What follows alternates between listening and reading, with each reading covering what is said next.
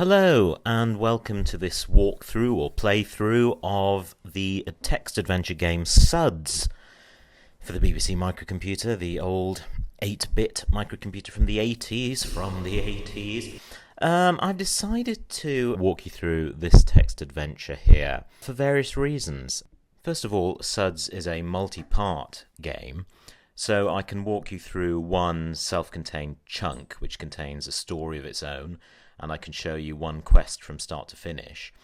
And each chunk doesn't cover a very large area in gameplay terms, so there's not a huge amount of rooms that we'll have to explore or locations to explore. So you can get through one chunk of the game in a reasonable amount of time, which is nice to be able to show you that in this video. And because you can play it in a reasonable amount of time, I can show you some of the false starts you might make if you're playing the game for real for the first time. So this video can become a sort of tutorial for how to play an adventure game, even though you might think I'm a bit rubbish and you might find it completely dull and dry, but that's up to you. I hope it isn't. But finally, Suds is a good example of some of the frustrations as well as some of the joys of text, as we shall see. But let me first of all just show you this. This is the game we're going to walk through. This isn't. This is just a title screen for the game. I believe this title screen is actually for the Acorn Electron version of the game. The Acorn Electron was kind of the baby brother to the BBC microcomputer, the mighty Beeb. The Acorn Electron was a kind of cut-down version with possibly less memory, although I don't think so. Or did it have less memory? I really want to know all these facts and figures, but I'd never had an Electron, so that's my excuse. Anyway, it was. I think it's fair to say it was less capable than the BBC Micro. The Acorn Electron computer was less capable. Nevertheless, I believe it had a strong following, a big following, lots of users, and had a number of good games. And Suds was one of them. Suds is a kind of spoof of soap operas, or so it's billed, but I don't really think you can call it a spoof of soap operas, British television soap operas, because it's really just it just uses the settings and tropes and ideas and conventions and cliches of soap operas in a very sort of perfunctory and incidental way almost. And is really making fun of different parts of the UK more than anything else. Mainly England, actually. Only England, actually. And nevertheless, I'm sure the late author, David Edwards, was inspired by soap operas to create these games. And it was a good, I suppose, it just occurs to me, it was probably a good marketing gimmick. Soap operas are very popular on TV, and they probably served him well to sell copies of the game. Anyway, this title screen that you see on screen now is, I believe, from the Acorn Electron version of the game. Maybe it was also available on the BBC Micro version, but I don't know, because the version that I'm going to play for the BBC Micro doesn't have a title screen or a loading screen. Here is my trusty BBC Micro emulator, Beeb M for the Mac, this version.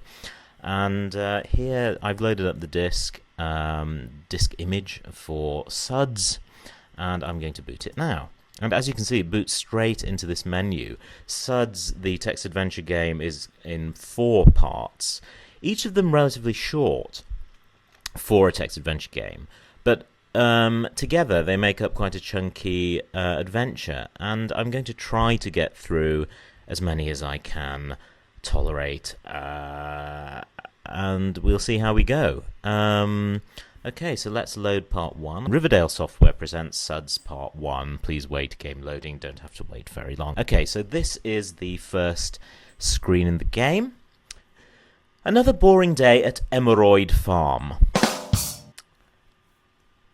Yes, so this is the first joke. What does that mean? Well, you need to know about British soap operas. This is clearly, if you know British soaps, even if you don't, even if you're only vaguely familiar with them, you'll know this is a spoof of Emmerdale Farm, the soap opera Emmerdale Farm, and actually I believe it's now called Emmerdale, and not Emmerdale Farm, but Emmerdale, and has been for many years. But and if you may be able to hear the theme tune blasting away there in the background, if I bothered to remember to actually edit it in. And clearly that's where we are. We're in Emerald Farm, a kind of send-up of Emmerdale Farm, the soap. Anyway, another boring day at Emerald Farm. You stand in the rustic kitchen, bemusedly watching a frog phoning the AA for a road report. Right.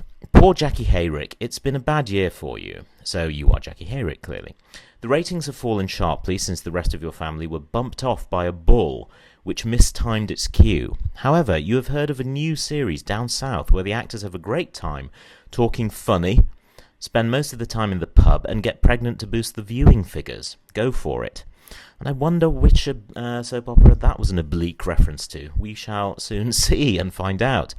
So the conceit here, the setup is, you're Jackie Hayrick, and I believe that's the name of the actor that you're playing rather than the character. And you're an actor, a jobbing actor, trying to find work in soap operas in England, and you're having difficulty. Now, most of that conceit gets thrown out the window almost straight away because the game doesn't really attempt to achieve consistency in maintaining that illusion or conceit about you being an actor. It's a kind of wacky, almost stream of consciousness game. There are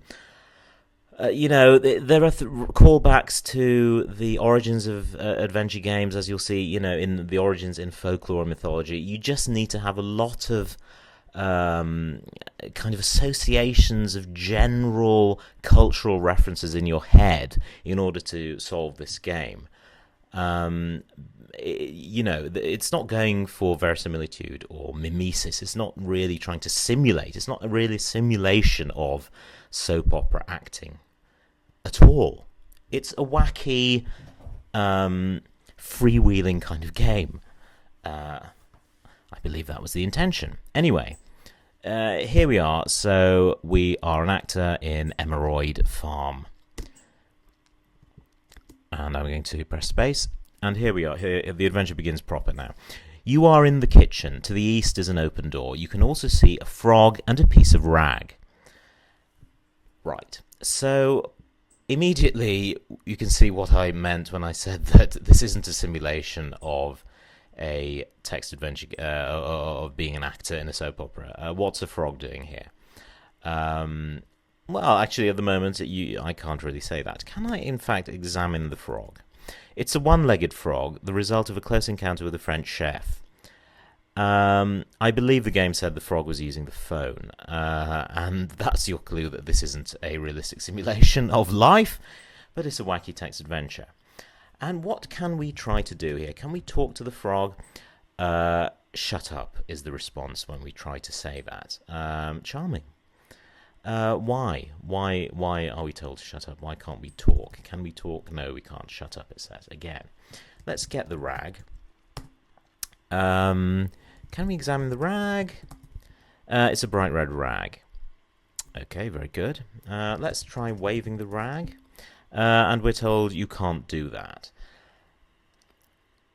One of the things maybe I should mention now is that this text adventure game was written with a text adventure writing utility program called the Quill. It's quite a legendary piece of software because it made it a lot easier for budding text adventure game authors to write their games, because you didn't have to program as such. You had to plan out the game, plan out all the room descriptions, the object descriptions, the map for your game, and so on, and then enter all that data into a database, which the utility program, the Quill, provided, and it would then generate a text adventure game for you using the data you just input. So it was a quick and dirty way. And I say dirty because there are some limitations with the Quill. It had only a 2-word parser. So in other words, I can only use 2 words and the rest of the words are ignored, I believe. So in fact, I could have said examine rag, if you please, and it accepts it, but I think only because only because the parser, the bit of the text adventure program that's trying to understand what I'm typing, throws away everything beyond the first two words. Because I could say examine rag and then chuck it away, and I'm simply told it's a bright red rag because the parser's only registering the first two words of my command there. And this could be a limitation with the Quill, because you cannot really, with a two-word parser, you cannot really input complex sentences, or even mildly complex sentences, or even fairly simple sentences of more than two words. And so it does get a little bit tricky, and you do start playing Hunt the Verb in order to solve the game. Anyway, what shall we do here? Shall I demonstrate the route I initially took when I tried to solve this game myself, unaided, although I did occasionally have to resort to the use of a walkthrough? Yes, I think I will, because at the moment it's not clear what we're doing here in the kitchen with this frog. So I'll try and explore the rest of the building that we find ourselves in. So let's continue. Now, I typed L there, meaning look. I was trying to abbreviate the word look to say, redescribe the room I'm in, and it doesn't recognize the abbreviation L. This must be a peculiarity of the Quill, I've decided, because it does recognize the abbreviation R, which is not, something to do with left and right. It's to do with the fact that R is short for redescribe, which is apparently Quill jargon for look. So there's another peculiarity you need to know. Anyway, I've done that, and it has redescribed the kitchen. You're in the kitchen. To the east is an open door. So we've done everything we can do here, apparently. Let me just try examining the phone. And the program tells us, sorry, I see nothing that would be of interest to you. Okay. No, it's not okay. I want to know what the phone is doing. No, anyway, we can't do that. So let's go east, because it's not clear what else we can do here.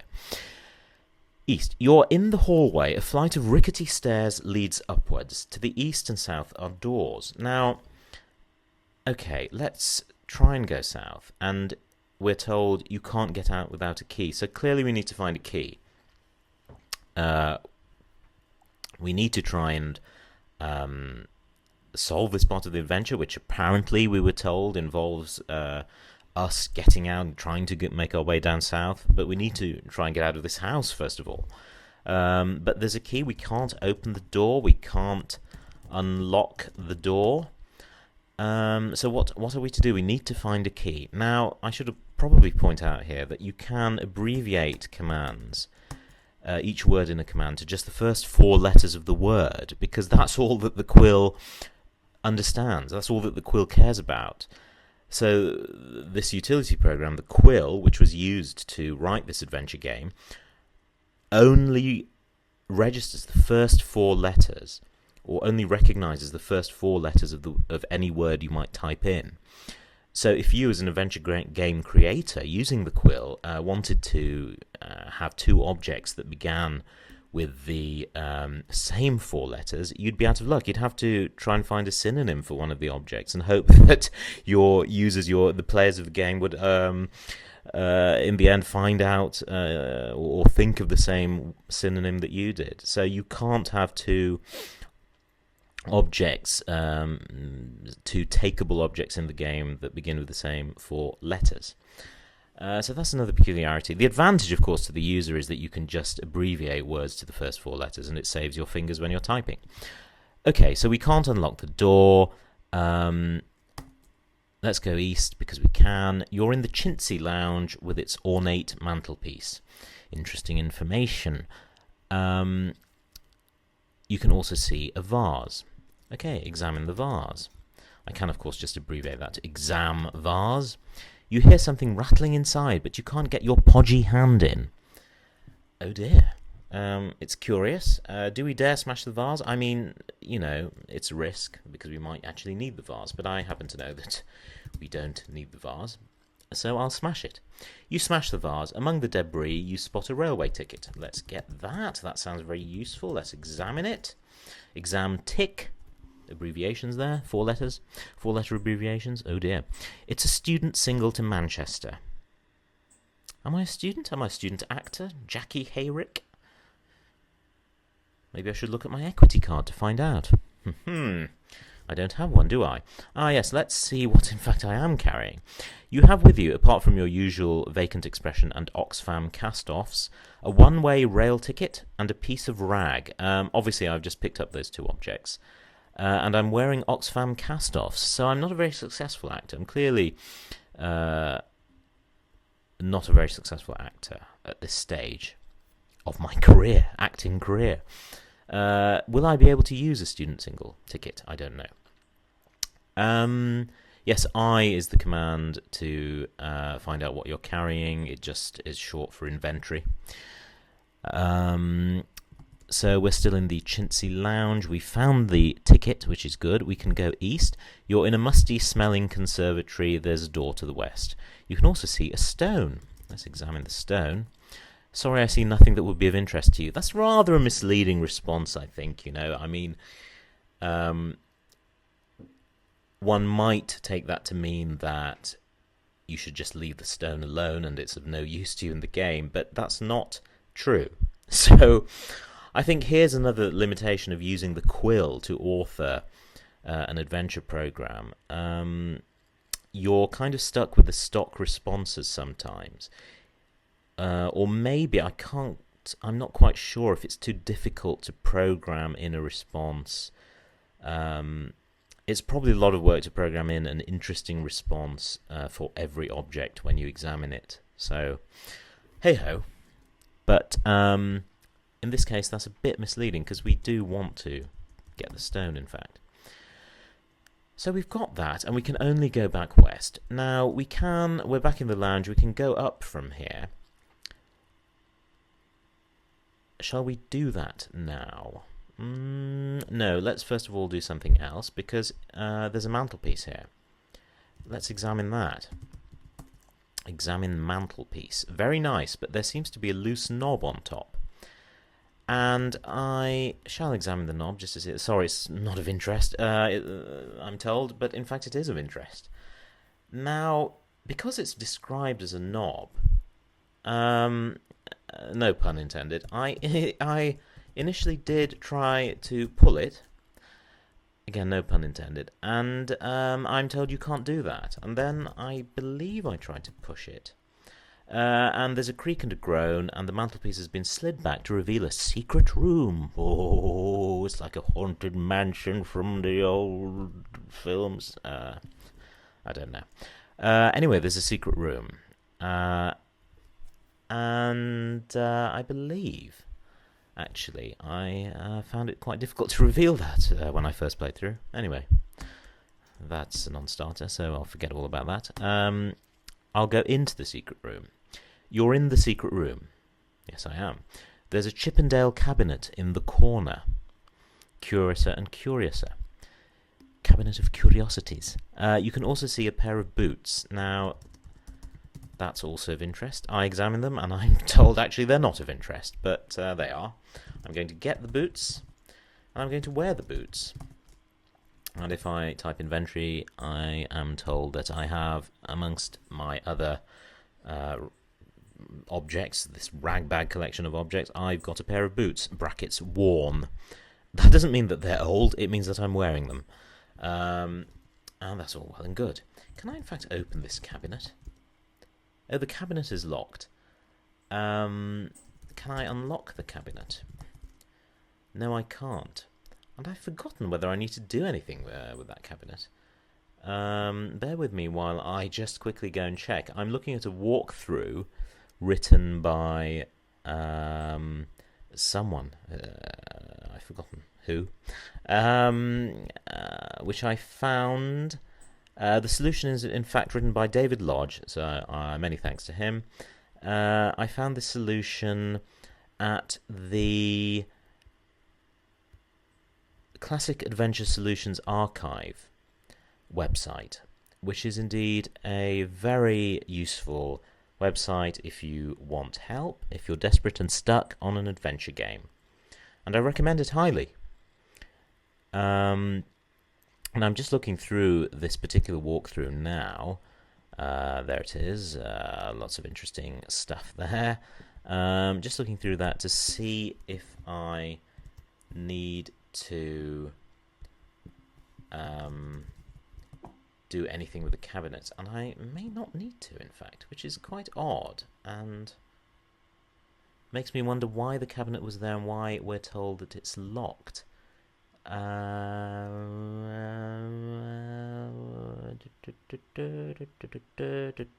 Actually, we do.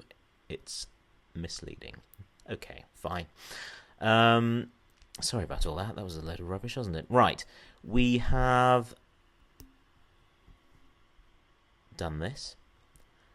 Whatever it is. Sorry, I'm losing the plot here. Right, don't lose the plot. Come on, get with it. Right. We're in the secret room. Let's leave for the time being.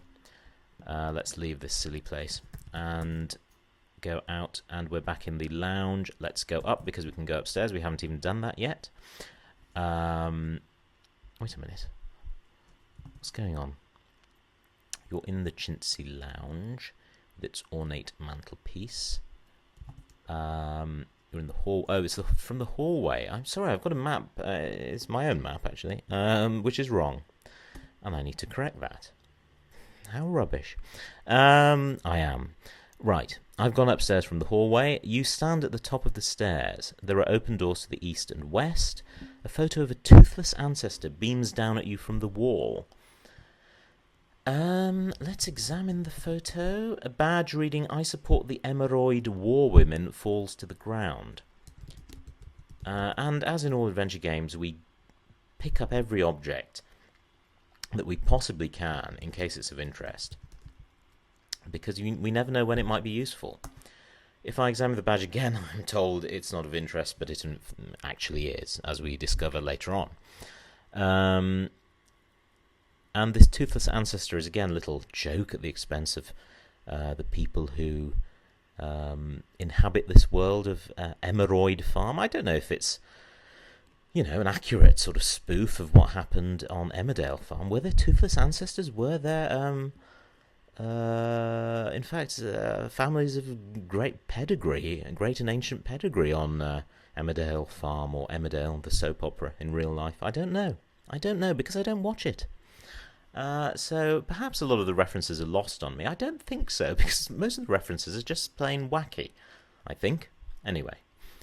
What else can we do here? We go east, and you're in a plainly furnished bedroom. The door is to the west. You can also see a very untidy bed. Now, what would you do if the bed was untidy? You would try and make it, perhaps, but you can't. Can you search it? Yes, you can. You can search bed, and inside the tussled sheets, we'll skip over that, is a limp tuna and banana pizza. Let's get the pizza. Let's have a closer look at the pizza. We can't, basically. And as you can see, this is just bizarre. I'm sure there weren't any major plot lines in Emmerdale to date that revolved around pizzas and beds, and is this a particular trait of people from Emmerdale, leaving messy beds and pizzas in them? I really don't think so.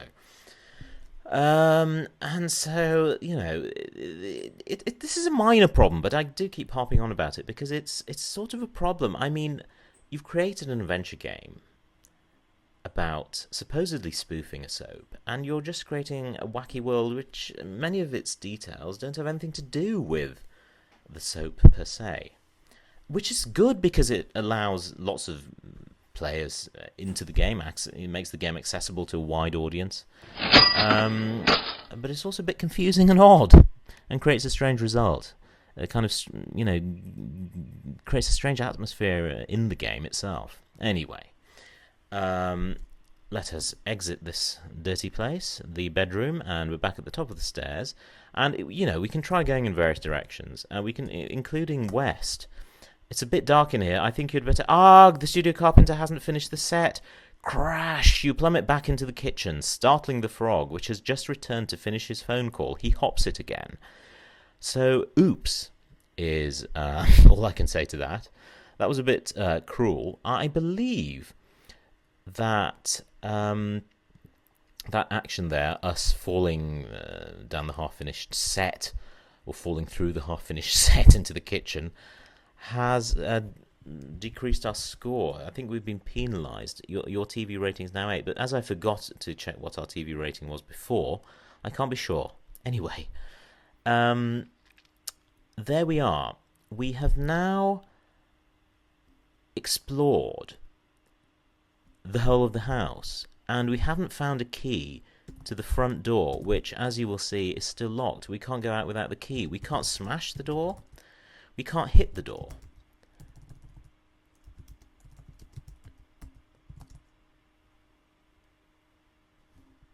I just tried to hit the door and it said play it cool. If you did that, you'd have Mary Whitehouse on your back. In any case, it's not that sort of game, so you'll just have to go back.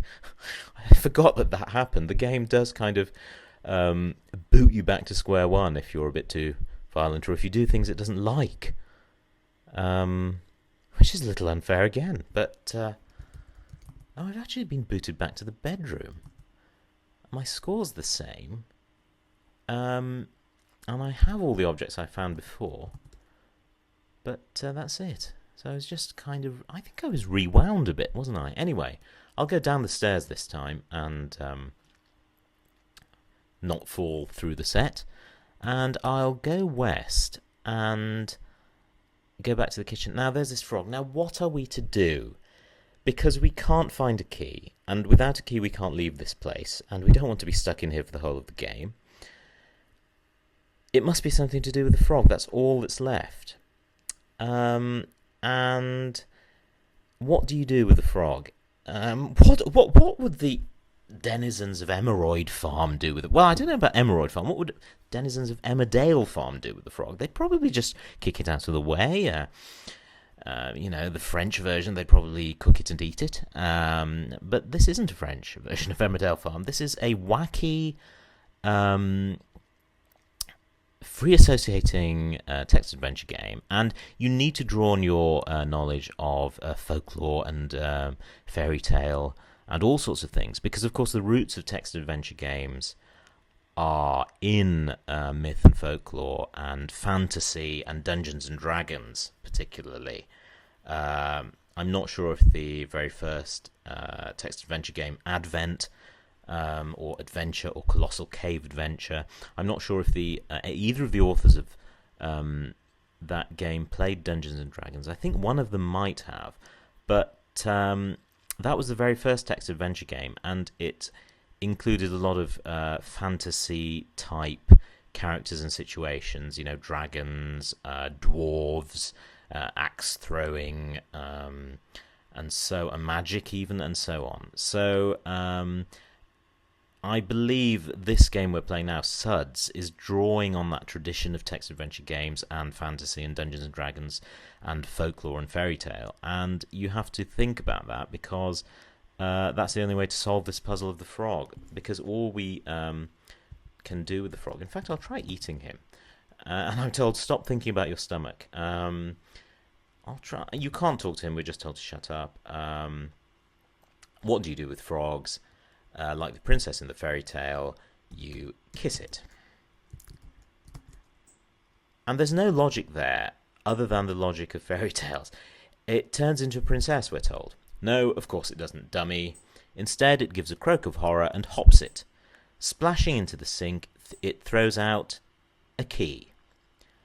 Brackets, well, it had to be somewhere. Which is a slight cop-out, really. I mean, there's no logic that would kind of lead you to conclude that the frog was concealing the key. But there you are. I suppose you might have thought of kissing the frog. I'm ashamed to say that I didn't originally. And I had to cheat and look at a walkthrough. Anyway, we've got the key. We can examine the key. God, it's not of interest. Anyway, we can now leave the house.